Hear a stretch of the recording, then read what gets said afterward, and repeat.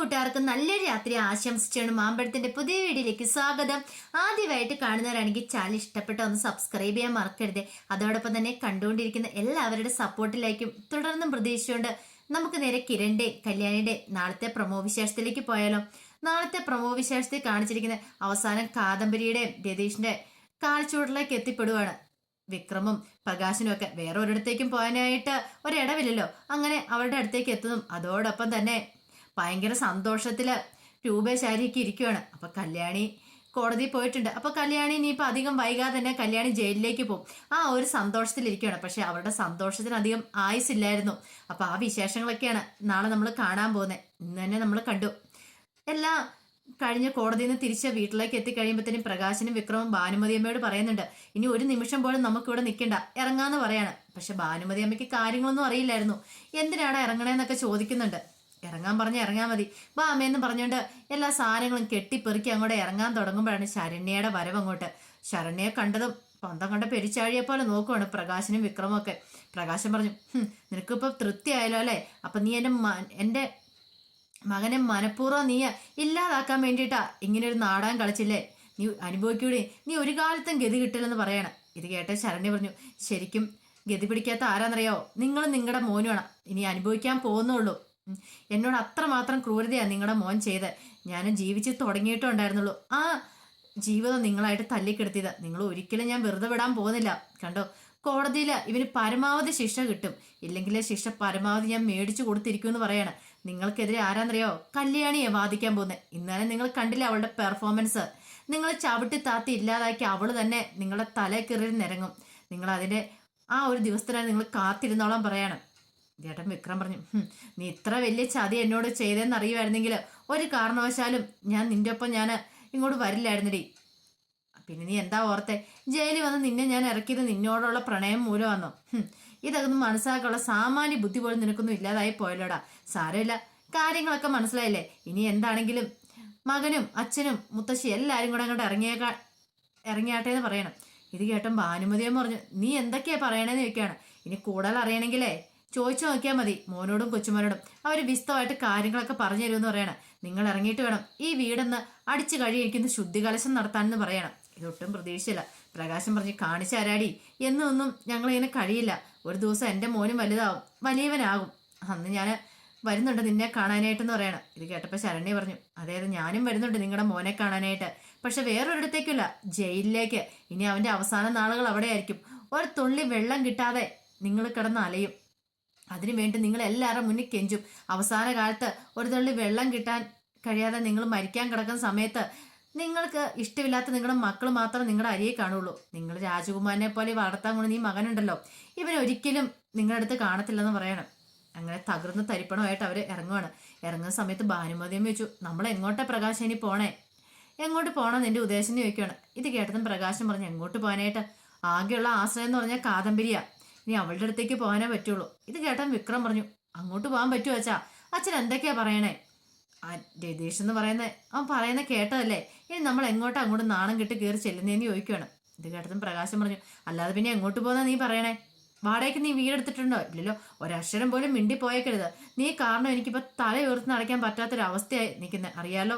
നീ ഇത് ഇത്രമാത്രം കാര്യങ്ങൾ ചെയ്തിട്ടുണ്ടെന്ന് ഒരു സൂചന പോലും നീ തന്നില്ലല്ലോടാ. നിന്നെ എങ്ങനെ കാണാൻ ഞാൻ ആഗ്രഹിച്ചോ അതിൻ്റെ നേർ വിപരീതമായിട്ടാണ് നീ ചെയ്തുകൊണ്ടിരുന്നത്. നീ കൂടുതലൊന്നും മിണ്ടരുത്, ഇങ്ങോട്ട് വാന്നും പറഞ്ഞുകൊണ്ട് പ്രകാശൻ വിക്രത്തിനെയും ഭാനുമതിയമ്മേനും കൂട്ടിക്കൊണ്ടങ്ങ് ഇറങ്ങിപ്പോവാണ്. ഈ സമയത്ത് കോടതിയിൽ നിന്ന് നേരെ കിരണും കല്യാണിയും വീട്ടിലേക്ക് എത്തണം. അപ്പൊ ദീപ കാത്തിരിക്കുന്നുണ്ടായിരുന്നു. ദീപയുടെ ശങ്കനാത്താണ് തീയായിരുന്നു. എന്താ സംഭവിച്ചതെന്ന് അറിയത്തില്ല. കോടതിയിൽ കല്യാണി ആദ്യമായിട്ട് വാദിക്കാൻ പോകുന്നത്. അവൾക്കാണ് കാര്യങ്ങളൊന്നും അറിയത്തില്ല.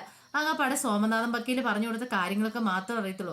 അവൾക്ക് വാദിക്കാൻ കഴിയുമോ അതോ ഇനിയിപ്പോൾ അവളെ ഇനിയിപ്പം ജയിലിലേക്ക് കൊണ്ടുപോകുന്നൊക്കെ അറിയത്തില്ലല്ലോ. അങ്ങനെ നിൽക്കുന്ന സമയത്ത് കിരണും കല്യാണിയും അങ്ങോട്ട് വരുന്നേ.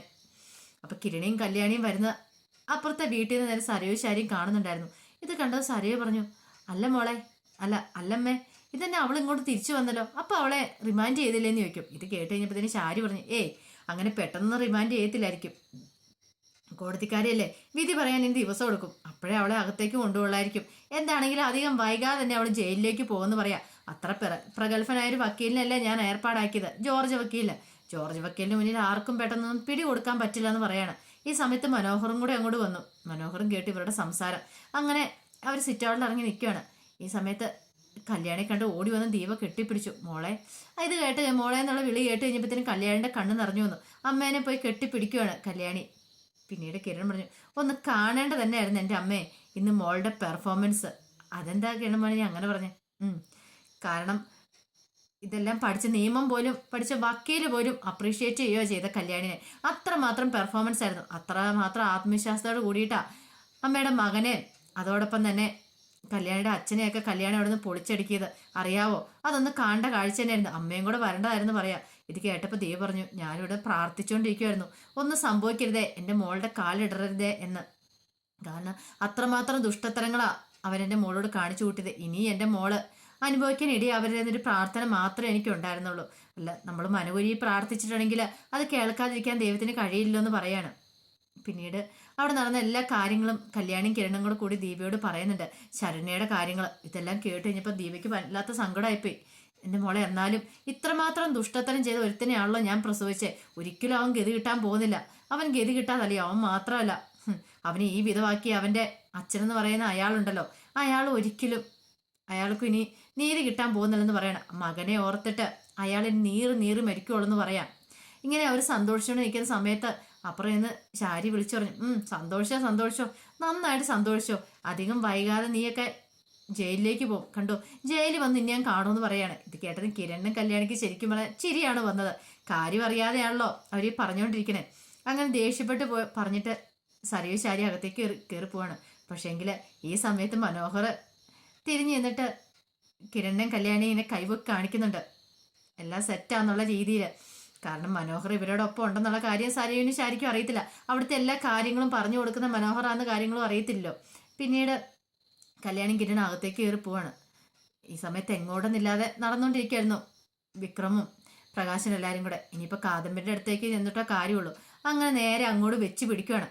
അവിടെ ചെന്ന് കഴിഞ്ഞപ്പോൾ രതീഷും ഉണ്ട്, കാദംബരിയുണ്ട്. ഇവരുടെ പെട്ടിയും കിടക്കുള്ള വരവ് എടുത്തുകൊണ്ടുള്ള വരവ് കണ്ടപ്പോൾ തന്നെ രതീഷിന്റെ കാര്യം മനസ്സിലായി. രതീഷ് കാദംബരിയോട്, നീ വരുന്നുണ്ട്, ഇങ്ങോട്ടാന്നാ തോന്നുന്നത്. കാദംബരി നീ വരട്ടെ ഇങ്ങോട്ട്, ഇവിടെ താമസിക്കാനെങ്കിൽ പുറപ്പാണെങ്കിൽ ഈ കാദംബരി ആരും ശരിക്കും അറിയാൻ പോകുന്നുള്ളൂ പറയാണ്. അങ്ങനെ പ്രകാശൻ വന്നു കഴിഞ്ഞിട്ട് പ്രകാശൻ പറഞ്ഞു, അതെ കാര്യങ്ങളൊക്കെ നിനക്ക് അറിയാവുന്നതല്ലേ, ഇനിയിപ്പോൾ ഉടൻ തന്നെ നിന്റെ പ്രസവം നടക്കും, വീട്ടിൽ ആളൊക്കെ വേണ്ടേ, നിങ്ങൾ രണ്ടും തന്നെയല്ലേ ഉള്ളൂ, ഒരു പക്ഷേ അമ്മ ഇവിടെ ഉണ്ടെങ്കിൽ അത് നിനക്കൊരു ആശ്വാസമല്ലേ കാദംബരി എന്ന് ചോദിക്കുകയാണ്. ഇത് കേട്ടൻ രതീഷ് പറഞ്ഞു, ഇവിടെ അതിൻ്റെ ആവശ്യമൊന്നുമില്ല, ഞങ്ങൾ ആരെയാലും കൂലിക്ക് നിർത്തിക്കോളാം കാദംബരിയെ നോക്കാനായിട്ട്. അത് മാത്രമല്ല കാദംബരിനെ ഇനിയിപ്പോൾ കുറച്ച് കഴിയുമ്പോഴത്തേനും കാദംബരിയുടെ അമ്മ ഇങ്ങോട്ട് വന്ന് നിന്നോളൂ, ഇപ്പം നിങ്ങളുടെ ആരുടെ ആവശ്യമില്ലെന്ന് പറയണം.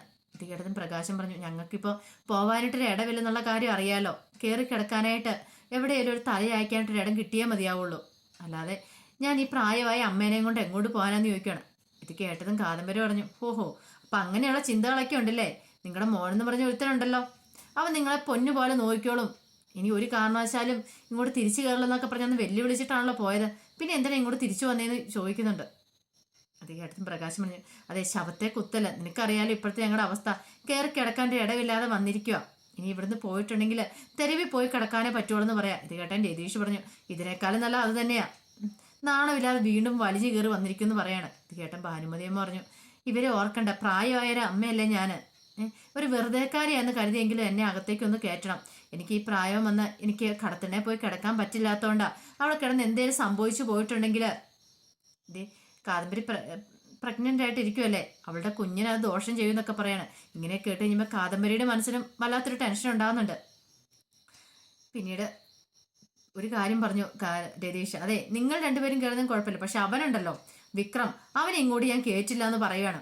ഇത് കേട്ടതും എന്ത് ചെയ്യണം എന്നറിയത്തില്ലാതെ പ്രകാശനും ഭാനുമതിയമ്മയും നിൽക്കുകയാണ്. അപ്പം അതിൻ്റെ വിശേഷങ്ങളൊക്കെയാണ് നാളെ നമ്മൾ കാണാൻ പോകുന്നത്. ആ വിശേഷങ്ങളൊക്കെ നമുക്ക് എല്ലാവർക്കും കാത്തിരിക്കാം കേട്ടോ. ഒരിക്കൽ കൂടി എല്ലാവർക്കും നല്ലൊരു രാത്രി ആശംസിച്ചുകൊണ്ട് നിർത്തുന്നു. നന്ദി.